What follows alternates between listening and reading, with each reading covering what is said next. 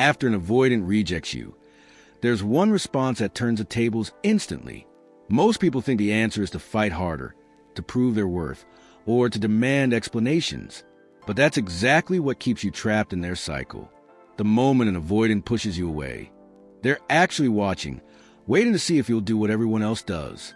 They expect tears, they expect anger, they expect you to beg for another chance. But here's what they never see coming.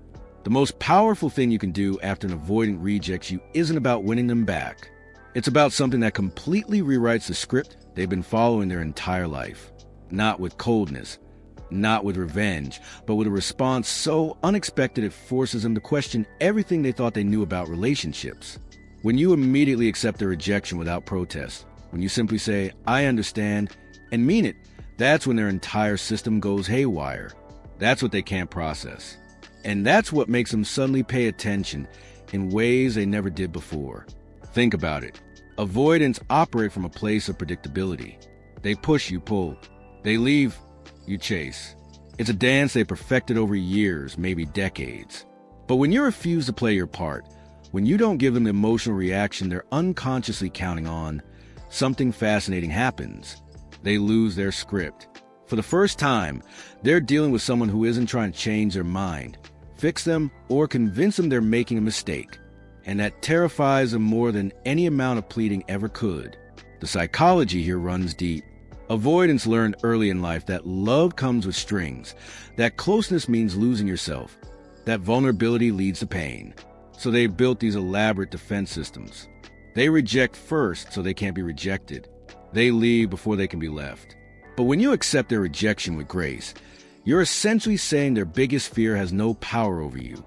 You're showing them that their leaving doesn't destroy you, that their distance doesn't define your worth. This creates what psychologists call cognitive dissonance. Their brain can't reconcile why you're not following the pattern. Why aren't you trying to fix this? Why aren't you explaining how they misunderstood? Why aren't you promising to give them more space if they just give you another chance? This immediate acceptance does something profound. It removes their ability to justify their behavior. Usually, when someone chases after rejection, the avoidant can tell themselves they made the right choice. See how needy they are? This is exactly why I had to leave. But when you respond with calm acceptance, they're left alone with their decision. No drama to point to, no desperate text to screenshot, no emotional outburst to validate their exit. Just silence. And in that silence, something they've been running from starts to surface, their own feelings. Here's what most people don't understand about avoidance. They're not actually comfortable with the distance they create. They're just more uncomfortable with closeness. So when you accept their rejection and move forward, you're giving them exactly what they asked for, but not what they expected. They expected resistance. They expected to feel relief when you finally stop texting. Instead, they feel empty because your acceptance highlights a truth they don't want to face, that they pushed away someone who respected them enough to honor their wishes, even when it hurt. The real power move isn't in the first few days. It's in what happens next. While they're waiting for you to crack, to send that late-night text asking if they really meant it, you're doing something revolutionary. You're actually moving on, not pretending to move on to make them jealous, not posting strategic social media updates, but genuinely redirecting your energy toward your own life. This is where the tables truly turn, because avoidants are used to living in the aftermath of their rejections. They're used to knowing that somewhere, someone is pining for them, waiting for them, hoping they'll change their mind. It gives them a sense of safety, knowing they could probably go back if they wanted to. But when you genuinely accept their rejection and start building a life without them, something shifts in the dynamic. They start checking your social media more. They wonder why you haven't reached out.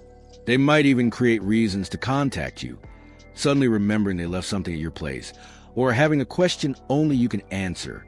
These aren't signs they want you back. They're signs that your acceptance has disrupted their emotional equilibrium.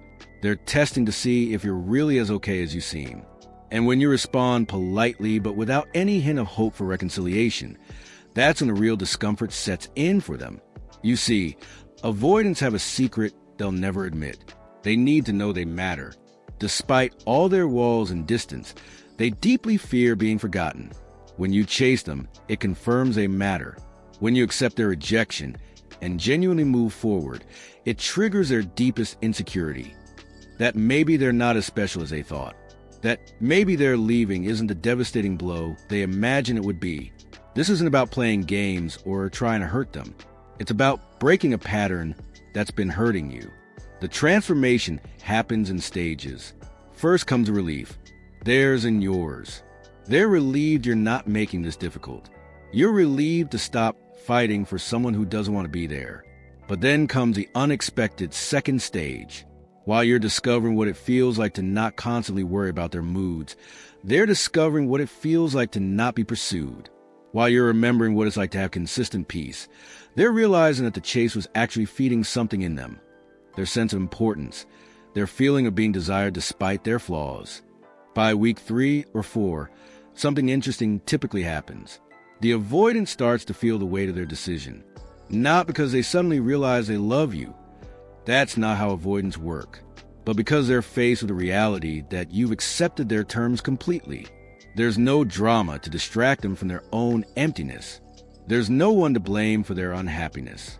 There's just a life they chose, exactly as they designed it, alone. And for many avoidants, this is when the doubt creeps in. Did they make the right choice? Were they too hasty? Was their fear of intimacy worth losing someone who's now showing they can live without them? This is usually when they reach out. A casual text, perhaps, "Hey, how are you?" Or maybe something more specific. "I saw that restaurant we talk about open." These aren't reconciliation attempts. They're temperature checks. They want to see if you'll jump at the chance to reconnect, if you'll read meaning into their message that isn't there. Your response to these moments is crucial. Polite, brief, and without any emotional charge. "I'm well, thanks. Hope you are too." Nothing more. No questions to keep the conversation going. No updates about your life. No hidden meanings. Just simple acknowledgement and then silence. This response does two things. First, it shows you've truly accepted the end of the relationship. Second, it forces them to face the reality that they can't have it both ways. They can't reject you and keep you waiting in the wings. They can't push you away and pull you back whenever they feel lonely.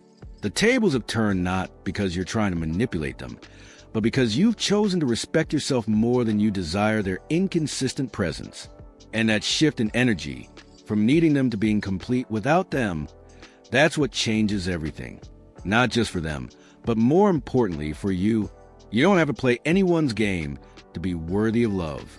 If you're ready to keep building that kind of unshakable self-respect, subscribe and join this community of people learning to put themselves first.